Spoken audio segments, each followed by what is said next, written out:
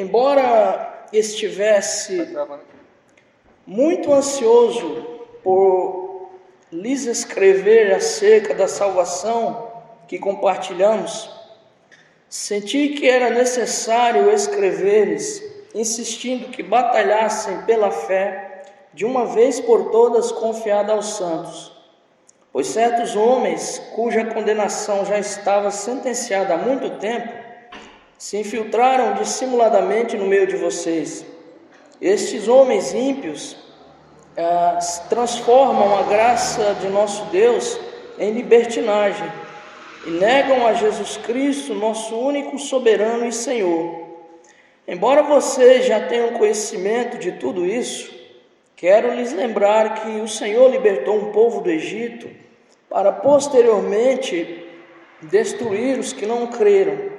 E quanto aos anjos que não conservaram suas posições de autoridade, mas abandonaram a sua própria morada, Ele os tem reservado em trevas, presos em correntes eternas para o juízo do grande dia. De modo semelhante a esses, Sodoma e Gomorra e as cidades em volta se entregaram à imoralidade e a relações sexuais antinaturais. Estando sob o castigo do fogo eterno, elas servem de exemplo. Da mesma sorte, esses sonhadores contaminam o próprio corpo, rejeitam as autoridades e difamam os seres celestiais.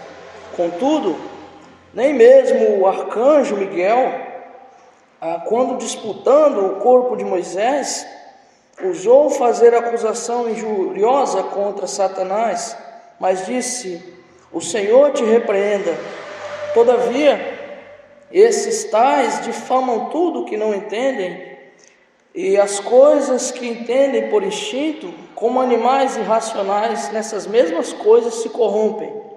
Ai deles, pois seguiram o caminho de Caim, buscando lucro, caíram no erro de Balaão, foram destruídos na rebelião de Corá. Esses homens são rochas submersas nas festas de fraternidade que vocês fazem, comendo com vocês de maneira desonrosa. São pastores que só cuidam de si mesmos, são nuvens sem água, impelidas pelo vento, árvores de outono sem frutos, 2 vezes mortas, arrancadas pela raiz. São ondas bravias do mar, espumando seus próprios atos vergonhosos, estrelas errantes para as quais estão reservadas para sempre as mais densas trevas. Enoque, o sétimo a partir de Adão, profetizou acerca deles: "Vejam, o Senhor vem com os seus milhares de santos para julgar a todos e convencer a todos os ímpios a respeito de todos os atos de impiedade que eles cometeram impiamente e acerca de todas as palavras insolentes que os pecadores ímpios falaram contra ele." Essas pessoas vivem se queixando, são descontentes com a sua sorte, seguem os seus próprios desejos impuros, são cheios de si e adulam aos outros por interesse. Todavia, amados, lembrem-se do que foi predito pelos apóstolos de nosso Senhor Jesus Cristo. Eles diziam a vocês: "Nos últimos tempos haverá zombadores que seguirão seus próprios desejos ímpios. Estes são os que causam divisões entre vocês, os quais seguem a tendência da sua própria alma e não têm o Espírito. Edifiquem-se, porém, amados, na santíssima fé que vocês têm, orando no Espírito Santo. Mantenham-se no amor de Deus enquanto esperam que a misericórdia de nosso Senhor Jesus Cristo os leve para a vida eterna. Tenham compaixão daqueles que duvidam, a outros salvem arrebatando-os do fogo, ainda a outros mostrem misericórdia com temor, odiando até a roupa manchada pela carne. Aquele que é poderoso para impedi-los de cair e para apresentá-los diante da sua glória sem mácula e com grande alegria, ao único Deus, nosso Salvador, seja glória, majestade, poder e autoridade, mediante Jesus Cristo, nosso Senhor, antes de todos os tempos, agora e para todos sempre. Amém. Pregação. Vamos orar. Pai, nós bendizemos o Teu nome, nós te louvamos por nossas vidas, estamos aqui intactos, nenhuma tragédia nos sobreveio, nós estamos aqui para te bendizer por isso. Nós te louvamos pelos nossos irmãos que estão viajando, pedimos que uma porção abundante da sua graça os acompanhe, que eles possam percorrer seus caminhos, testemunharem de Jesus Cristo de maneira devida e possam voltar aos seus lares em paz e brevemente estejam conosco para nos alegrarmos na Tua presença. Pai, fala conosco na Tua palavra, faz com que os corações sejam abertos para ouvir Teu Evangelho, dê condições de pregar, expor Sua palavra à Sua igreja com fidelidade, que eu não tenha medo de repreender o que necessita, muito menos que eu possa afligir aquele que não precisa, que a Tua palavra seja acertada, fale ao coração, do coração mais duro ao mais cheio de entendimento, que o Senhor possa ser glorificado através dessa mensagem, para a glória do Seu nome santo, pelo poder do Teu Espírito Santo em Jesus Cristo. Amém. Irmãos, Judas escreve essa epístola aproximadamente no ano 65 ou ano 67 depois de Cristo. O fato de ele não mencionar qualquer indício da destruição de Jerusalém, que aconteceu no ano 70 depois de Cristo, leva-nos a essa conclusão imediata. Judas era o meio-irmão de Jesus. Como vocês sabem, os evangelhos registram que Jesus teve irmãos e irmãs. Vocês podem conferir isso em Mateus capítulo 13, versículo 55. Também no Evangelho segundo Marcos, capítulo 6, versículo 3. Está evidente que Jesus tinha alguns irmãos. E entre esses irmãos tinha um chamado Judas.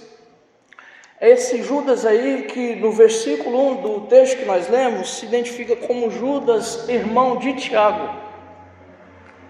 Quando Judas escreve essa epístola, ele tem um propósito específico em sua mente. Judas tem um cuidado especial em escrever para as igrejas, as quais ele conhecia, e havia um grande problema nessas igrejas, que era o problema dos falsos profetas. E ele mesmo diz nessa epístola que nós lemos, que quando ele estava redigindo a epístola, ele diz assim: irmãos, eu estava meditando no que escrever para vocês, mas achei necessário, por necessidade, escrever, para que vocês batalhem pela fé que de uma vez por todas foi entregue aos santos. Então o propósito principal da epístola de Judas é escrever que os santos batalhassem pela fé que eles receberam.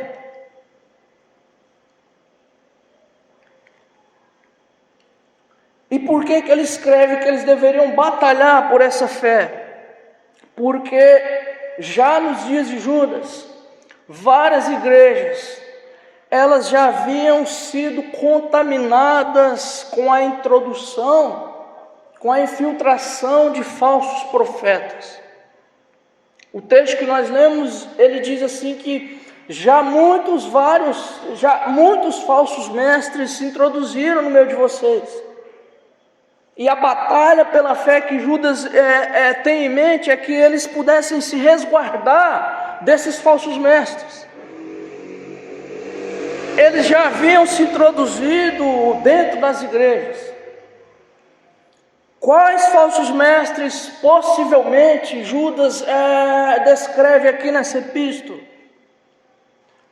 Os estudiosos, eles são unânimes em afirmar que no Novo Testamento, depois você pode verificar as cartas do apóstolo João também, 1ª, 2ª, 3ª, imediatamente antes dessa epístola,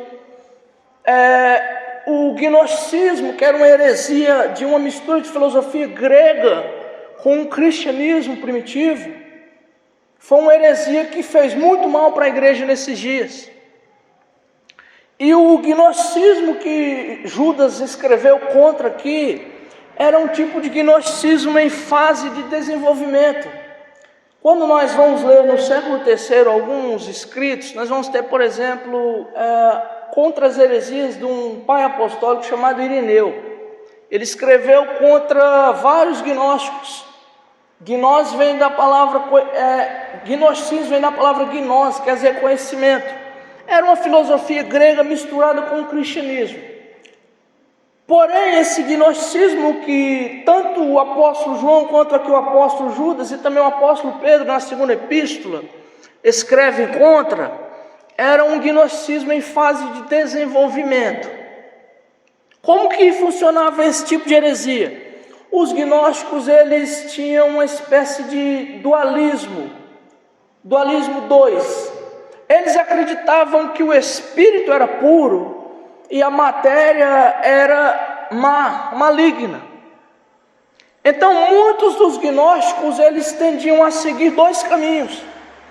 Ou eles viravam monges celibatários, iam para alguns desertos, eles repudiavam até o alimento muitas vezes, ou eles viviam uma vida ascética extrema, ou eles entravam por outro caminho que era o caminho da libertinagem.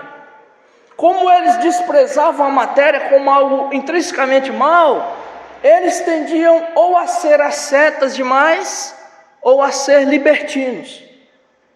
Os falsos mestres que se introduziram aqui no seio da igreja, para as quais Judas escreve, eram falsos mestres libertinos, imorais. Como para eles o corpo era inteiramente mau, então eles se valiam dessa crença que eles tinham, que não é do Evangelho de Jesus, mas é deles mesmos, da cabeça deles. Eles então viviam em meio ao pecado e pregavam que o pecado não importava, afinal de contas a matéria é inteiramente má. Então para eles santificação significava nada, não existia isso na agenda de ensinamento desses falsos mestres.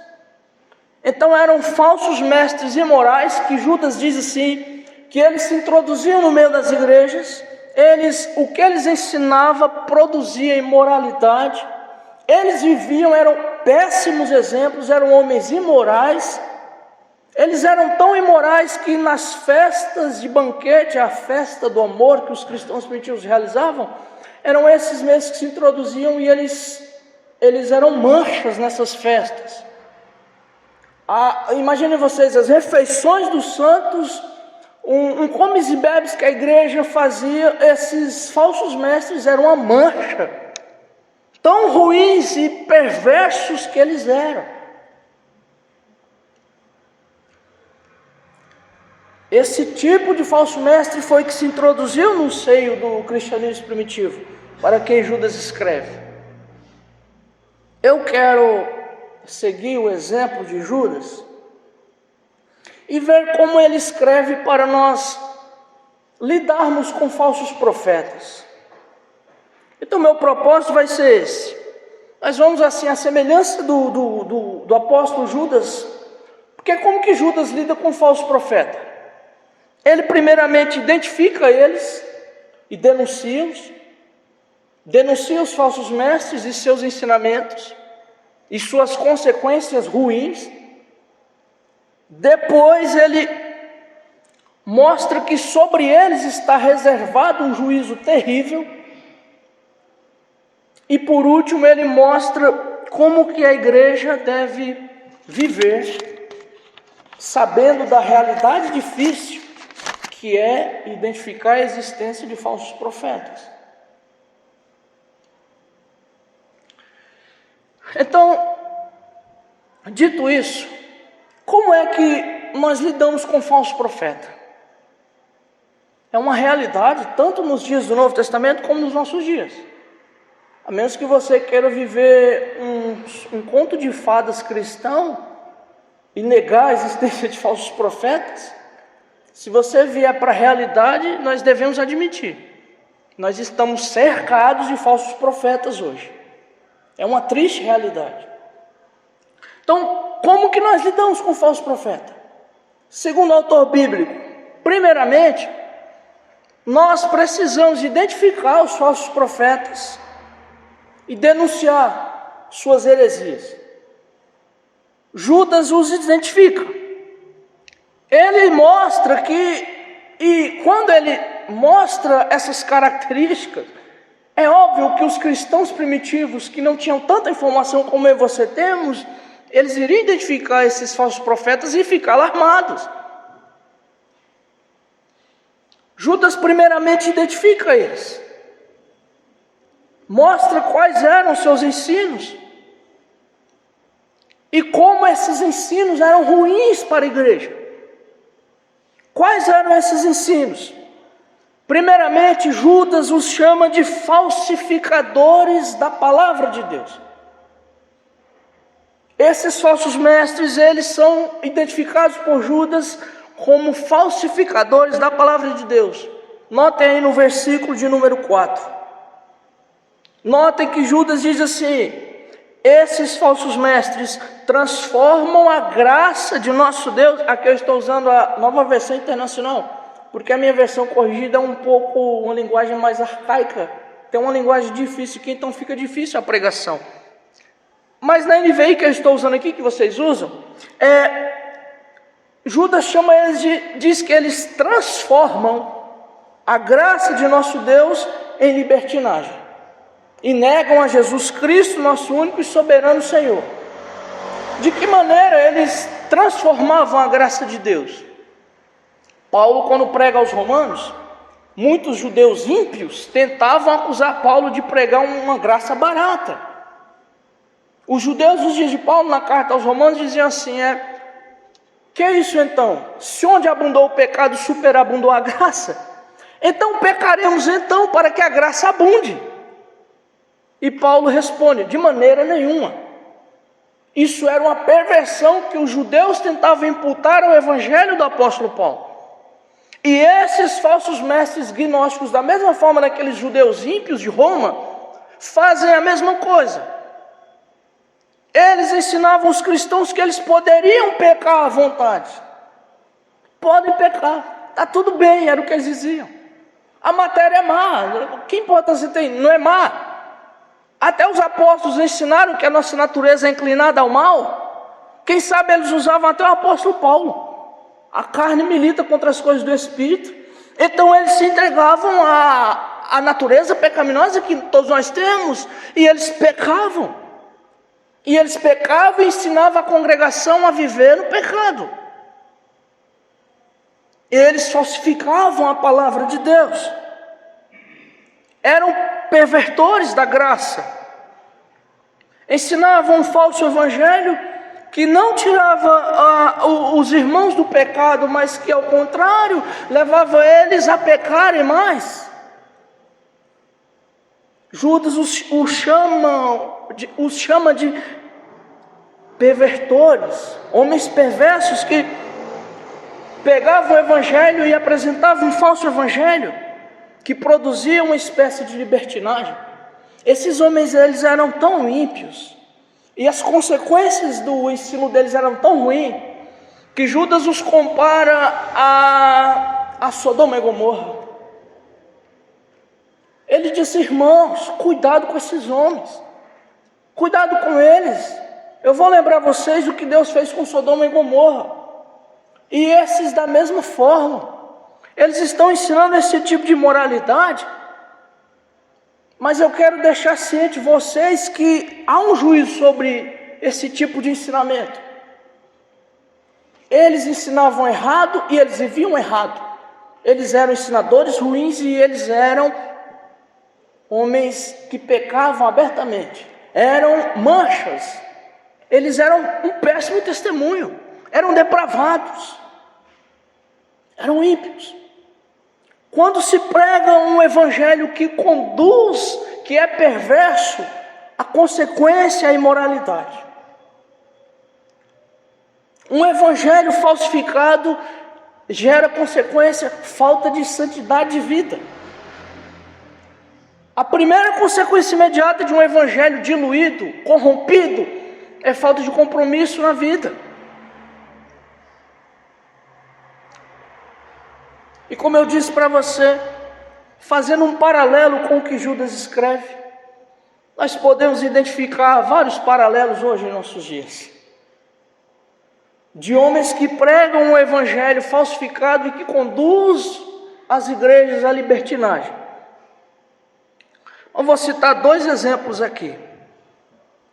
Atualmente nós podemos dizer que um evangelho falsificado que leva à libertinagem, nós podemos dizer que, assim como aqueles falsos mestres desse primeiro gnosticismo aqui, desse proto-gnosticismo, nós podemos dizer que hoje em nossos dias são semelhantes a eles os pregadores que pregam um evangelho de facilidade, sem cruz.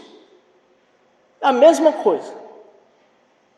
Esses gnósticos, eles eram abertos, eles tinham a crença deles, não era tão difícil de identificá-los. Eles ensinavam e todo mundo sabia o que eles diziam. Eu falo para vocês que hoje em nossos dias é mais perigoso para nós do que para aqueles cristãos. É mais fácil nós cairmos hoje no ensino dos falsos mestres do que naqueles dias. Pregadores que pregam um evangelho de emocionalismo, que os irmãos querem ouvir a palavra e querem ouvir apenas algo que massageia o ego. Um evangelho que não cobra santificação. Um evangelho que não exige renúncia. Vocês estão reparando esse evangelho hoje no nosso país? Vocês estão vendo esses cantores com selo gospel? E eles adoram e a som livre toca. Vocês estão vendo o péssimo testemunho que eles dão? Vocês estão vendo que eles estão pregando o evangelho de facilidade? Nós podemos aqui, por exemplo, citar o exemplo desses pregadores coach. Você já viu esse tipo de evangelho? Que as pessoas não são chamadas a arrependimento, que as pessoas elas não têm noção do que é santificação, de que elas não estão nem aí para a santificação, que muitas vezes adulteram, muitas vezes fornicam, muitas dessas igrejas ricas, seus membros são homossexuais assumidos, e o pastor, o pregador, do líder dessas denominações, ele está ali dizendo que Deus é amor e ama todo mundo. A semelhança dos falsos mestres gnósticos, esse tipo de falso evangelho dos nossos dias, principalmente esse evangelho da mídia, leva os cristãos à libertinagem. É uma corrupção do evangelho. Nós também podemos identificar falsos mestres hoje, que eles estão de maneira escancarada, eles estão agora sim, igual esses falsos mestres dos dias de Judas, eles estão de maneira aberta, ensinando um evangelho que produz libertinagem. Aqui em Prudente tem muitos.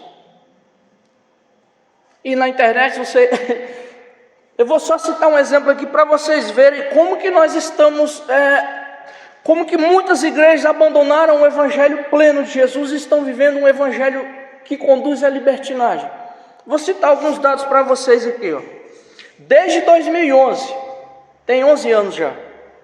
Desde 2011, Estados Unidos da América, igrejas, citar o nome dessas igrejas aqui, ó, tudo igrejas históricas que foram geradas na Reforma Protestante, no Sola Escritura. Igreja Presbiteriana Norte-Americana, Igreja Episcopal dos Estados Unidos, Igreja Evangélica Luterana, Igreja Unida de Cristo, 4 grandes igrejas históricas que têm raiz na Reforma Protestante. Todas essas igrejas, desde 2011, já realizam e aceitam em seus ministérios casamento homossexual. Todas. A Igreja Presbiteriana Americana passou por uma das suas maiores divisões na história, porque grande parcela não aceita, ainda é fiel ao Evangelho. Desde 2011 eles aceitam o casamento e pior, eles ordenam homossexuais ao ministério. Eu cito homossexual porque essa questão é uma pressão do mundo esquerdista, comunista. A mídia procura enfiar isso goela abaixo na igreja. Você liga a televisão, os protagonistas dos seriados são homossexuais. Não se pode mais dizer que o homossexualismo é pecado. É pecado sim, a não ser que você tire da Bíblia. E homens estão ensinando que pode ter homossexualismo. Não, ninguém odeia homossexual. Nós odiamos essas práticas. E ainda você liga na internet, e aí tem esses pastores imorais, eles são imorais. Não somente os pastores, mas grandes sábios. Eu estava ouvindo o senhor Leandro Carnal. Quem conhece o Leandro Carnal, já escutou as oratórias dele, fica fascinado. Como ele fala bem, como ele tem muito conhecimento. E ele dizia acerca da questão sexual. Eu fiquei admirado, como que uma mente tão inteligente daquela pode assumir um papel de uma criatura irracional desse jeito. Porque ele disse assim que independente do que a pessoa quer ser, ele dizia, veja como eu estou bravo, isso aqui é natural mesmo. Ele dizia que se uma pessoa quiser, ela pode ser bissexual. Você sabe o que é isso? Significa que se o cara é casado com uma mulher, ou vice-versa, e ela resolve ter relação com outra mulher, ele tem que aceitar. Então, ou seja, não tem mais padrão nenhum de aliança, de fidelidade. Eu falei, meu Deus, como é que um homem inteligente desse pode afirmar uma bizarrice dessa? Então não tem mais padrão. Eles estão, nem na natureza é assim. Observe os animais. Observe muitos passos, vocês vão ver que o macho é fiel à fêmea e vice-versa. Encosta numa leoa, onde tem um rei leão para você ver. Mas os homens estão comportando-se pior que animais. E os pastores que estão apoiando essa prática, eles dizem assim, não, nós devemos contextualizar. Por quê? Porque eles querem arrumar uma justificativa no mundo do Novo Testamento para dizer que essas palavras, como a Bíblia foi escrito no período do Império Romano, entre os anos 40 e os anos 90, a escritura do Evangelho, principalmente no Novo Testamento, então eles dizem assim, não, nós temos que ir lá para aquele mundo e contextualizar o que a Bíblia está falando sobre o homossexual. Tudo bem. Eu vou citar 3 escritores aqui, se vocês interessarem, pesquisem, pode dar um Google lá, provavelmente a livraria do Senado Federal tem alguns livros disponíveis. Leia Suetônio, que escreveu a vida dos 12 Césares. A grande maioria dos imperadores de Roma eram homossexuais ou bissexuais. Leia um romance escrito por um autor do primeiro século chamado Petrônio, um livro chamado Satírico. É uma narrativa de 2 jovens caminhando entre as ruas de Roma. E enquanto eles caminham, eles narram as aventuras sexuais que eles têm. Leia Tácito Anais, que escreve sobre a vida dos Césares e como que era o mundo romano. Em todos esses escritores, eles mostram a depravação, principalmente dos imperadores. Olha, eles não estavam falando do baixo das pessoas, da plebe, eles estão falando da principal pessoa do império, o imperador. O escritor Suetônio diz que Júlio César, o primeiro grande homem de Roma, ele era bissexual. Ele era chamado de marido de todos os homens e mulher de todas as mulheres. Ele era depravado. Temos que contextualizar, temos. E o apóstolo Paulo escreve exatamente nessa época.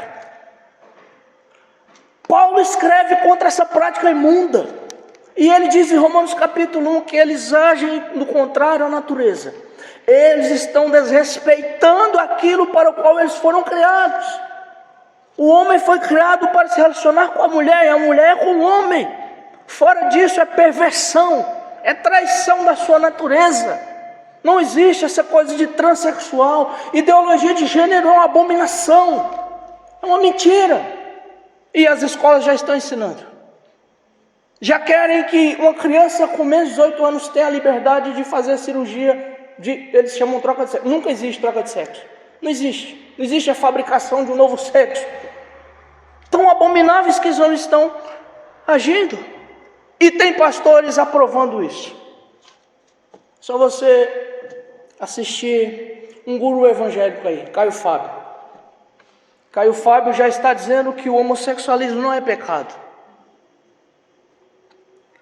Falsos mestres que estão abertamente ensinando imoralidade. O que eles ensinam produz imoralidade. Porque eles são imorais, eles não têm vida santa. Então eles ensinam imoralidade. Porque eles querem arrebatar pessoas que querem viver segundo eles, segundo a carne, e não segundo o Evangelho de Cristo.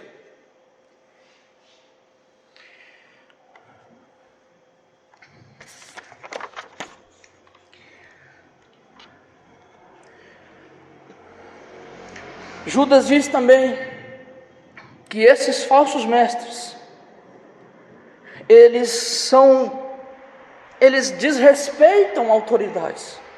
E preste atenção, provavelmente aqui, isso ele diz no versículo 8, esses homens rejeitam as autoridades. E ele faz um paralelo, ele cita a questão dos anjos. Ele diz assim que nem mesmo o arcanjo Miguel, quando em alguma ocasião disputava com o diabo acerca do corpo de Moisés, teve a audácia de respeitar. Provavelmente Satanás era considerado, em algum sentido, num patamar maior que Miguel. Ele disse assim, nem um anjo teve a audácia que esses ímpios têm. Por quê? Porque eles eram homens ímpios e eles não aceitavam ser advertidos por ninguém. Falso mestre não aceita a repreensão de ninguém. Falsos profetas. E que autoridades Judas está se referindo aqui? Provavelmente não eram as autoridades do império. Quem eram essas autoridades? Tudo leva a crer que eram as autoridades das igrejas. Por quê? Porque veja que no versículo de número 11, ele cita o exemplo da rebelião que teve lá no Antigo Testamento, de Corá. Houveram 3 grandes casas de família lá no Antigo Testamento, lá no livro de Números, que eles se rebelaram contra Moisés. Lá em Números capítulo 16, Coré, Datã e Abirão se revoltaram contra a autoridade de Moisés e Arão. E Judas faz o paralelo. Provavelmente contra quem esses falsos mestres se rebelavam nos dias de Judas, que Judas escreveu. Se rebelavam contra os ensinos dos apóstolos e se rebelavam contra aqueles presbíteros que os apóstolos, ao pregarem nas igrejas, estabeleciam. Então eles não respeitavam. Provavelmente quando um falso mestre vinha com essa ladainha gnóstica e começava a conduzir essas pessoas ao erro, vinha um ancião da igreja, um presbítero, um pastor da congregação e repreendia ele. E ele não dava a mínima. Ele não respeitava. Falso mestre não respeita a autoridade. Falso mestre não tem um padrão sobre si. Eles querem viver uma vida ao léu. Eles não querem responder. Porque se eles tiverem que responder para alguém, eles têm que assumir suas heresias, sua vida libertina. E hoje em nossos dias, nós podemos identificar alguns movimentos que, à semelhança desses falsos profetas nos dias de Judas, também não respeitam a autoridade. Deixa eu citar primeiramente um movimento chamado de cristão, o movimento dos chamados assim, sem igreja. Sem igreja. Ou como eles se denominam, sem instituição. Esse movimento de pessoas que se revoltaram contra as denominações, muitos argumentos que eles usam, eles têm razão. Muitas coisas que eles reivindicam para as igrejas, eles têm razão. Porém, a maneira como eles agem não é certa. E uma característica neles é que eles não querem se submeter a nenhuma autoridade. Então eles estão espalhados. Estados Unidos da América, aqui no Brasil, cresce, um movimento que cresce. Eles não têm pastores, porque eles não acreditam que Deus estabeleceu uma igreja organizada. Eles acreditam que pastor, diácono, é dom, mas não é ofício. Eu gostaria de saber na Bíblia quando algum dom foi dado para não exercer um ofício. Então logo, se eles não têm nenhuma autoridade sobre eles não têm a quem responder. E quando eles se ajuntam, é curioso, eu estava estudando esse movimento, quando surge alguém disposto a mudar as coisas, organizar e exercer alguma espécie de autoridade, porque eles se contradizem, porque eles acabam se reunindo e constituindo algumas autoridades, embora na cabeça deles não é autoridade. Quando essa autoridade decide fazer alguma coisa que eles não se agradam, aí eles rompem tudo de novo e começam do zero. É um movimento herético, que não respeita as autoridades. Nós não devemos cair no erro de nos denominacionalizarmos demais. Nós não podemos cultuar, idolatrar a instituição. Porém, a instituição organizada é bíblica. E esse movimento rejeita as autoridades. E rejeitando esse tipo de autoridade estabelecido pela palavra de Deus, eles rejeitam a autoridade de Deus. Outro movimento que nós podemos identificar, um movimento que não respeita a autoridade, nós podemos dizer assim, do movimento chamado assim, reforma apostólica. De repente você vai passando por aí, você vai ver assim, igreja apostólica. Se fosse apostólica no sentido de que segue os ensinos dos apóstolos, tudo bem, essa igreja é apostólica. Mas não é isso. Apostólica é porque existe ali um pastor que ele acredita que ele é apóstolo. Ele acredita que é apóstolo igual aos 12. Por que eu estou citando esse movimento? Primeiramente, deixa eu dizer, não é apóstolo de jeito nenhum. Não pode existir apóstolo hoje. Por quê? É só você ler Atos capítulo 1. Quando foi para substituir um apóstolo no lugar de Judas, a primeira exigência era que o apóstolo tivesse andado com Jesus enquanto ele viveu na terra e ter testemunhado sua vida e sua morte e ressurreição. Será que tem algum apóstolo hoje que andou com Jesus e viu sua morte e ressurreição? Então não existe apóstolo. E eles querem ser apóstolos não é porque eles querem ser servos. Pode estudar o movimento apostólico hoje, é teologia de prosperidade, é só triunfalismo, é avareza, dinheiro. E, por último, o pastor Augusto Nicodemos escreveu um livro, e ele indaga uma pergunta assim, ele pergunta assim, a quem o apóstolo responde? Porque eles dizem que são a maior autoridade na igreja. Então, quando um apóstolo desse aí faz os escândalos, eles estão envolvidos em escândalos, ninguém pode cobrar ele, porque não tem outra autoridade espiritual igual a ele. Então ele se envolve em escândalo financeiro, em escândalos de cunho sexual na maioria das vezes, e ninguém pode repreender eles. Porque for repreender a pessoa, vocês têm adultério. Sua palavra não significa, né? Eu sou apóstolo, você é pastor somente. É um movimento que não respeita a autoridade. Por quê? Porque eles querem ser a própria autoridade. Os gnósticos eram da mesma forma.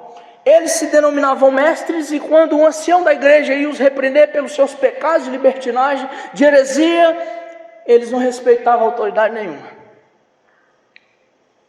Os apóstolos modernos fazem a mesma coisa, são hereges.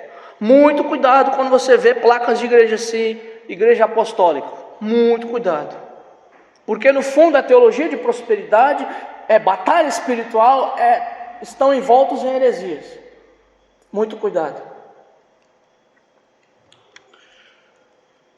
Em terceiro lugar, Judas diz que falsos profetas são assassinos.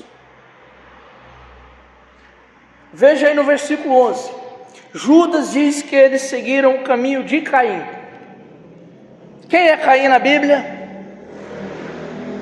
Caim é o primeiro homicida registrado nas Escrituras. Matou seu irmão Abel, lá em Gênesis capítulo 4. E provavelmente esses falsos profetas gnósticos, eles não matavam pessoas fisicamente. Provavelmente eles não chegavam nesse nível. Porém eu vou dizer para vocês, pior do que assassinar um corpo como Caim fez com o corpo do seu irmão Abel, é você ser um assassino de almas. Um falso profeta é pior do que um assassino, do que um homicida, fisicamente falando. Porque enquanto homicida, por exemplo, pode assassinar um homem santo, uma mulher santa, pode assassinar uma criança, e necessariamente essas pessoas estarão salvas, elas estão com Cristo. O corpo desce na terra, mas o espírito vai aos céus. Agora um falso profeta, ele corrompe tanto o corpo, levando à libertinagem, quanto ele assassina a alma com seus ensinamentos errados e envia ao inferno, ao juízo. Falsos profetas, como diz o pastor Paulo Júnior, são assassinos de cristãos. Estão matando almas e enviando ao inferno. Ô irmãos, você nunca conheceu um cristão que, por exemplo, se transformou num testemunha de Jeová? Pessoas que ouviram a palavra que você dizia assim: meu Deus, que homem que cita a Bíblia, mulher que cita a Bíblia, que mulher de Deus, que homem temente a Deus, e de repente começa a ouvir uma heresia. É feita uma lavagem cerebral, parece que aquela alma perece de vez. Um falso profeta, ele não mata um corpo, mas ele mata uma alma. Muito cuidado. Muito cuidado com quem bate a sua porta, falando em nome de Deus. Até o diabo fala de Deus. O diabo falou de Deus para Jesus no deserto. E o apóstolo Paulo escreveu aos Coríntios, ele disse assim: o Satanás se transfigura em anjo de luz. Pensem vocês que essa figura mitológica aí dos videogames, dos filmes, que o diabo vem com chifre vermelho, com a cara de bode amassada. Não, não é isso não. Paulo diz assim: o diabo se transfigura em anjo de luz, seus anjos. Eles vêm bonitinhos, arrumadinhos, engomados, pregando uma coisa deleitável, passando a mão na sua cabeça e dizendo: ele te ama, filho, tem um plano maravilhoso na sua vida, cuidado. Judas diz que eles são assassinos, seguiram o caminho de Caim. Meu Deus, que pregação grande.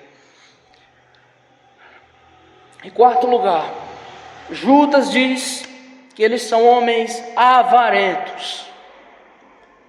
Eles se infiltram no corpo de Cristo por dinheiro. Dinheiro. Veja aí no versículo 11. Eles entraram pelo caminho de Balaão. O que fez o falso profeta Balaão? Segundo os capítulos 22, 23, 24 do mesmo livro de Números já citado, Balaão foi chamado por um rei chamado Balaque para amaldiçoar o povo de Israel. E Deus teve que intervir. Deus disse assim: você não vai amaldiçoar o povo de Israel, foi eu que escolhi. E acabou que a bênção de Balaão se transformou em cântico de vitória sobre Israel. Acabou que Deus falou com aquele profeta falso, e a pobre mula, a jumenta, teve que repreendê-lo. E quando ele ia amaldiçoar, a jumenta não queria andar, e ele espancou a jumenta, e Deus abriu a boca, deu fala ao animal irracional. Porque aí ele viu um anjo, e o anjo disse assim: se não fosse a pobre jumenta e você passasse que a espada ia descer. E por que Balaão fazia isso? Por dinheiro. Esse aqui é claro demais, esse aqui é evidente demais. Falso profeta, irmão, gosta de dinheiro. Falso profeta gosta de deleite dessa vida. Falso profeta ama o ouro dessa terra. Falso profeta não doa. Falso profeta retém. Falso profeta não espalha, ele só ajunta. Falso profeta, ele arrebanha as pessoas para lucrar em cima delas. Eu não preciso nem falar nada. A teologia da prosperidade há muito tempo é chamado o bezerro de ouro do povo evangélico. Lembra lá da passagem do Êxodo capítulo 22, 23, Êxodo 32. E o povo de Israel fez um bezerro de ouro para adorar. Os evangélicos hoje, eles têm o seu bezerro de ouro. É a teologia da prosperidade. Os gurus gospel, eles dizem que você tem que ser rico. Se você tem um baixo salário, você é amaldiçoado. Você tem que estar no patamar. O Senhor Deus é o Senhor Deus do ouro e da prata. Você anda num Fiat Palio 2007 ainda, João? Irmão, você pega busão ainda? Maldita és tu entre as mulheres. É o bezerro de ouro. A teologia da prosperidade é uma maldição para a igreja. Não chame esses redutos aí que você vê na televisão de igreja. Não pense que onde esses falsos profetas aí, principalmente os da televisão, eles agora estão migrando da televisão para o YouTube também, para as redes sociais. Então lá, um deles esses dias, eu estava mexendo na televisão, na minha teimosia de tentar achar alguma coisa conveniente para assistir na televisão aberta. Mais uma vez, foi mais uma decepção das tantas. Quando eu coloquei no canal, não sei se era 58 ou se era 14. Não, 14 tem o Agenor Duque. Eu coloquei no do Chapeludo. E ele chorava em frente da câmera. Ele fazia um choro bonito. Brasil, eu preciso de 10 mil pessoas com R$1.000. E chorava. 10 mil pessoas com R$10.000 são 100 milhões de reais. Certo? 10 mil pessoas, 10 mil vezes 1.000. Estou certo? Estou errado. 10 milhões. 10 milhões. 10 milhões de pessoas. 10 milhões de reais ele precisava. E ele chorava. E eu falo para vocês, se fosse pela causa do Evangelho, eu não duvido não, e eu respeitava. Eu já li relato de Billy Graham, e quando Billy Graham estava pregando, sem fazer apelo, empresários que estavam ouvindo Billy Graham pregar, traziam cheques de $1 milhão, 5 milhões, e doavam para a instituição Billy Graham. E quem quer doa, é um direito que cada um tem de administrar o que é seu. Porém, esse mesmo pregador de prosperidade, algum tempo atrás, a reportagem de um canal que é adversário dele de ministério, a TV Record, que é do bispo Edir Macedo, que é outro da mesma laia, fez uma reportagem e mostrou que esse homem ele tinha várias mansões luxuosas na casa dos milhões de reais e mostrou suas fazendas repletas de gado. Depois ele ficou conhecido como o rei do gado. Então você vê a incoerência. Eles ficam pedindo milhões na televisão, mas o império deles está crescendo. Leia sobre esses pregadores da prosperidade, os americanos e os brasileiros. Vejam vocês que o patrimônio que a igreja arrecada, e como a vida deles, o ministério deles é envolto em arrecadação, eles ajuntam para si. Eles moram em mansões e pagam aluguel nas igrejas. Falso profeta ama dinheiro, irmãos. Falso profeta busca lucro. O que eles querem é dinheiro. Um escrito cristão do segundo século, chamado assim, Didaquê, Ensino dos Apóstolos, eles diziam assim: se um pregador vai até vocês e pede dinheiro, solicita dinheiro, não temam ele é um falso profeta. É por isso que nesse púlpito aqui vocês nunca veem, nem o Everson, nem eu, nem ninguém aqui, pedir dinheiro. Mas passamos perrengues às vezes irmãos de fora ofertam a nós aqui, sabiam? Mas nós não pedimos, isso é antibíblico. As pessoas têm o direito de administrar o que é seu, se eles sentirem no coração de doarem, e seja uma doação lícita, amém, glória a Deus, que tocou o coração. Mas o que esses pregadores de prosperidade fazem é inaceitável, porque o Deus deles é o dinheiro.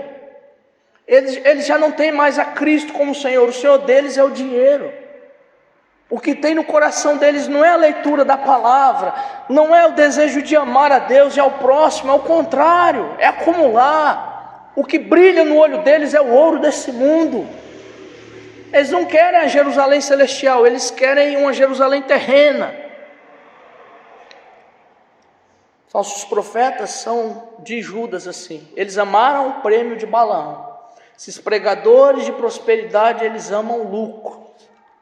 Eles não querem que sua alma seja salva. Eles querem ganhar clientes. É isso que eles querem.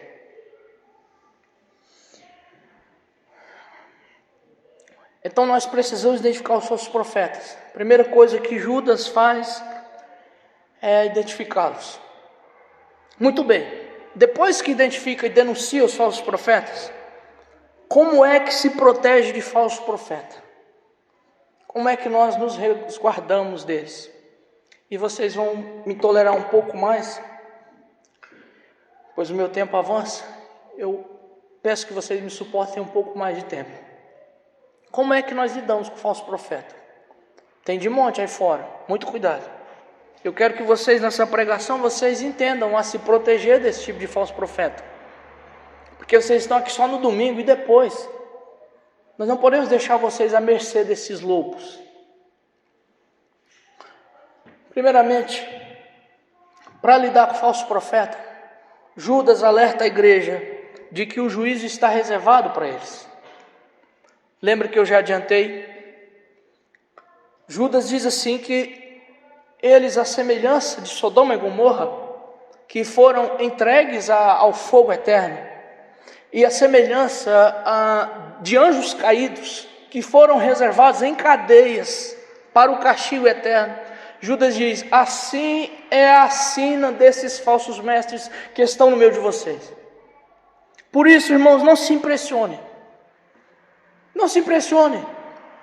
Não deem ouvidos à realidade. A realidade não significa muitas vezes nada. Por isso não se impressione. Por que esses ímpios, esses falsos profetas, eles têm tanta grana? Por que eles aparentemente estão tão bem de vida? Eles estão em lugares escorregadios. Quando a palavra do Senhor disserem assim: louco, essa noite pedirão a tua alma, o que você tem preparado, para que serve? Eles vão encontrar o Senhor dos senhores, o Rei dos reis, e eles vão prestar contas. Eles vão prestar contas das almas que eles mandaram ao inferno. Você tem noção do que é você prestar contas de alguém que você fez perecer no inferno? Eles vão prestar contas. Eles enganaram, eles roubaram a viúva, o órfão, o pobre. Eles ludibriaram empresários gananciosos iguais a eles. Eles enganaram os que deram 1.000 querendo 10.000. Eles enganaram os que deram 100 querendo 1.000. Eles enganaram, mas não se iludam, não se impressionem, porque eles ainda não são punidos. O tempo virá e provará, quando eles encontrarem cara a cara com aquele que os olhos são como chamas de fogo. Eles não resistirão, assim como nós não resistimos olhar para o sol e contemplá-lo. Nenhum ímpio vai suportar olhar para Cristo. Esses falsos profetas perecerão de igual forma. Judas faz questão de dizer para os irmãos que o juízo está reservado para eles. Eu falo a mesma coisa para vocês, não se impressionem. Não se impressionem com essas multidões aí, pedindo dinheiro, dando dinheiro, recebendo dinheiro. O juízo está reservado para esses falsos profetas. E para aqueles que os seguem, obviamente. Em segundo lugar, Judas ensina que para nos protegermos de falsos profetas, é necessário nós nos edificarmos na santíssima fé. Olha aí o versículo 20. Mas vós, amados, edificando-vos na santíssima fé, ele chama a fé de uma coisa santa, uma coisa pura. O que é santíssima? O que é uma fé santíssima? Obviamente, como ele diz que os falsos mestres eram falsificadores da palavra de Deus, da graça. A Santíssima Fé é o evangelho puro, é o evangelho simples, é o evangelho que em Mateus capítulo 11 Jesus orou e disse assim: Pai, graças te dou, porque ocultaste essas coisas aos grandes e sábios entendidos e as revelaste aos pequeninos. O evangelho, irmão, é tão simples, pregado na sua pureza, que uma criança entende. Quando um pregador expõe a verdade de Jesus, ele não precisa de firulas, qualquer pessoa entende. O evangelho de Jesus é uma coisa simples. Essa é a Santíssima Fé. Ela não produz esse tipo de cristianismo falsificado que nós vemos hoje. Uma pessoa que é liberta pelo evangelho, ela não é mais escrava de dinheiro, ela não é mais escrava de heresia, ela não é mais escrava de alcoolismo, ela não é mais escrava de vícios, de pornografia, de adultérios, de prostituições, de homossexualismo e essas coisas banais que tanto hoje nós vemos, não. Judas diz assim: vocês vão se proteger desses falsos mestres libertinos se vocês se santificarem na Santíssima Fé. Se vocês se edificarem na Santíssima Fé. Santíssima Fé, palavra de Deus. Leia as Escrituras. Medite nela dia e noite. Ah, eu não consigo ler as Escrituras, eu já tenho uma idade avançada. Tudo bem. Eu tenho um amigo que me contatou do Rio de Janeiro. Um jovem chamado Lucas. Ele tem um alto grau de miopia, ele está perdendo a visão. Mas o evangelho está no coração daquele menino. Ele fala assim: irmão João, Deus tem usado isso de maneira tão tremenda, esse espinho na minha carne, que ele fala que ele ouve as Escrituras, e ele fala assim que ele já decorou mais de 1000 versículos. Ele não consegue ler, e ele ouve a palavra. O pastor Everson, pregando uma vez aqui, ele conseguiu, junto à SBB, Sociedade Bíblica do Brasil, uma Bíblia com caracteres. É para cegos, não é? E enviou para as pessoas. A palavra de Deus, até pessoas cegas conseguem lê-la. Leia a palavra, edificando-vos na Santíssima Fé. Eu duvido esses falsos apóstolos atrair quem tem o evangelho. Eu duvido esses pregadores de prosperidade enganarem quem conhece o evangelho. Eles enganam essas pessoas que estão à mercê deles, que buscam pastores que são seus medianeiros, que servem de bengala para apoiar eles. E aí esses falsos mestres, esses gurus da prosperidade, eles os trazem para si e os enganam. Edificando-vos na Santíssima Fé, Judas diz. Em terceiro lugar, como que nós nos protegemos contra falsos profetas? Através da oração. Através da oração. Ele diz assim: orando no Espírito Santo. Aí no versículo 20. O que é orar no Espírito Santo? Ora. Praticar oração. Não consigo pensar num cristão orando sem o Espírito Santo. Se é sem o Espírito Santo, então não é cristão. É uma reza, é um mantra, qualquer outra coisa, não é oração cristã. Então, como que se protege de falso profeta? Pedindo a Deus misericórdia. Vou falar para vocês, sabe por quê? Não pensem vocês que é fácil resistir a falsos profetas. Por trás de um falso profeta tem uma ação diabólica. Eles são enviados pelo diabo.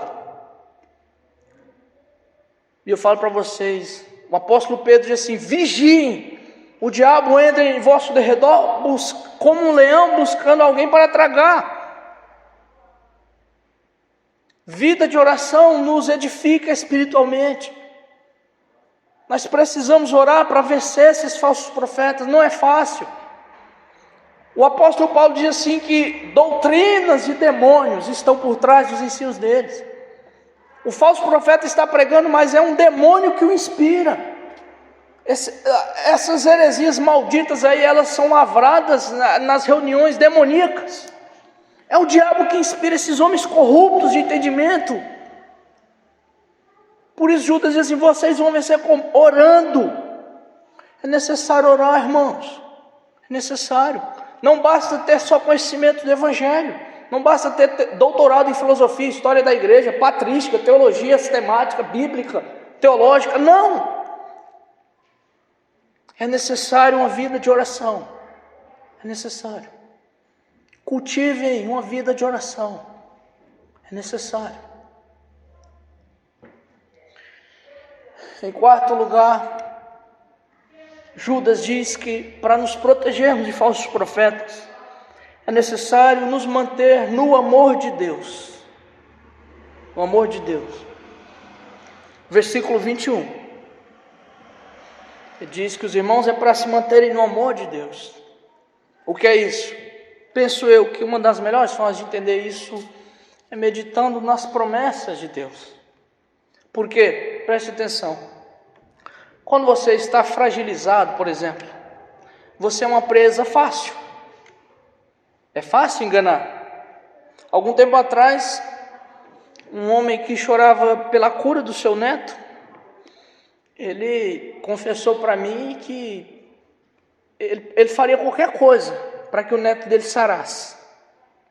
Inclusive ele foi enganado por um falso profeta, que mandou ele fazer lá um ritual evangélico. Acabou que o menino faleceu e ele ficou frustrado. Edificar em Deus é o quê? No amor de Deus. É lembrar dessa promessa maravilhosa. Primeira delas, Deus nos amou primeiro.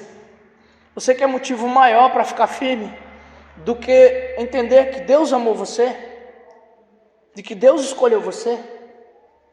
De que Deus prova o seu amor para conosco nisso, em que Cristo morreu por nós a seu tempo, sendo nós ainda pecadores. Você quer força, vigor, você quer buscar essência para viver melhor do que isso? Cristo morreu por você. O Verbo que foi encarnado foi crucificado por você, por mim, para nos dar vida. Quando esses profetas vêm com suas ameaças, com suas ladainhas, eu não dou a mínima para eles, porque eu sei que o Pai me ama, que o Espírito Santo está comigo todos os dias, que Deus é amor, que eu posso entrar na presença de Deus e chamá-lo de Paizinho, Abba. Eu sei disso. E eu me edifico. Nas minhas tristezas eu penso no amor de Deus por mim. E mesmo sendo pecador falho, eu sei que a sua promessa é certa. Eu sei que Ele me ama. Eu sei que Ele me amou primeiro, não porque eu merecesse. Eu lembro do seu amor demonstrado por mim. Então eu venço esses embates. Então quem tem o amor de Deus, quem está firmado no amor do Pai, no amor de Cristo, no amor do Espírito Santo, não cai em ensino de falso profeta. Não cai. E o último lugar, aliás, quinto lugar, nós vencemos falsos profetas. Judas diz assim: mantendo-se firmes na esperança da vinda de Cristo. Aqueles falsos profetas pregavam a corrupção do corpo, pregavam falta de santificação. E Judas diz assim: amados, vocês lembrem-se da vinda de Cristo. A vinda de Cristo está associada com julgamento. Julgamento para os ímpios, salvação para os santos. Então Judas quer que eles pensem, em vez de ficar ouvindo aqueles falsos profetas que se introduziam no meio deles, eles pensassem na vinda do Senhor. O Senhor vinha com seus milhares de anjos fazer juízo contra os falsos profetas e livrar a sua igreja e guardá-las. Significa que quando esses crentes estivessem à mercê desses falsos profetas, eles deveriam se fortalecer na promessa da sua vinda.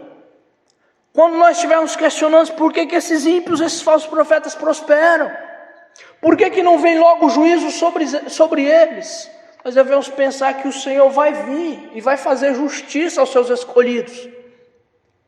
Vê esse falso profeta quem crê na volta de Jesus, quem crê que o Senhor está às portas e pode vir a qualquer momento nos levar para si.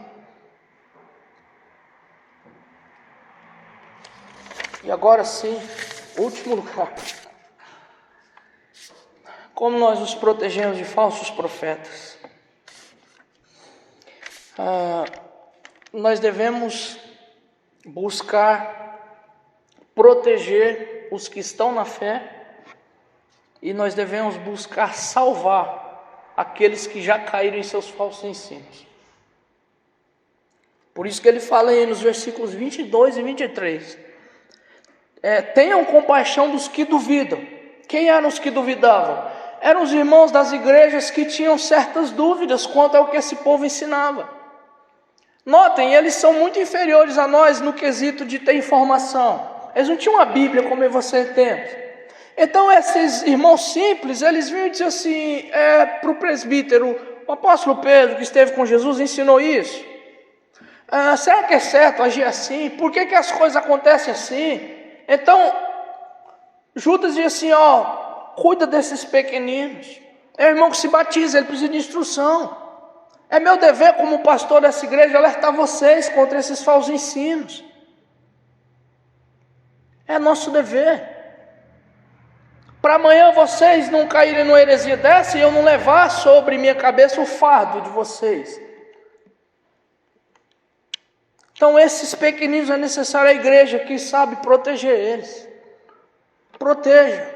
Não deixe seu irmão cair na lábia de um falso profeta, não. Advirta-o. Eu não tenho condição de lidar com esse falso profeta, eu não conheço, eu não tenho... Fale para o seu pastor. Viu um irmão que está caindo na heresia, chame o João. Pode falar para o João, para o Everson, para o Fernando. Nós devemos cuidar dos pequeninos. Se vê um falso profeta, ensina uma heresia para vocês. E também é necessário buscar salvar aqueles dentre nós que já caíram em heresia. Já vi muito irmão nessa igreja aqui cair em heresia. Aqui. Já busquei conversar, divertir. Não adiantou muito não. Caí em heresia. Aqui. Em outras igrejas que eu passei já. E Judas diz assim, tenham misericórdia deles e tentem os tirar do fogo. Significa que aqueles falsos mestres que ele denunciou antes estavam indo para o inferno e estavam levando outros com eles. Então é assim que a igreja resiste aos falsos profetas. Eu escrevi muito sobre essa epístola. Depois eu vou transformar num comentário. É um capítulo só, escrevi 6 páginas, quase editadas, fora as anotações que eu sempre faço a caneta. Não fiz dessa vez. Mas quando eu aprontar, eu vou postar no grupo da igreja em PDF e vocês estudem mais com cuidado. Que eu não consigo nem recordar aqui tudo que eu falei. Vamos colocar de pé? Então é isso. Irmãos que vão cantar já podem vir aqui. Nós já vamos encerrar. Depois o Luiz Fernando dá os últimos avisos. Muito cuidado. Cuidado com os falsos profetas. Eles estão aí, na internet, no YouTube, nas redes sociais. Vão lá bater a sua porta. Muito cuidado.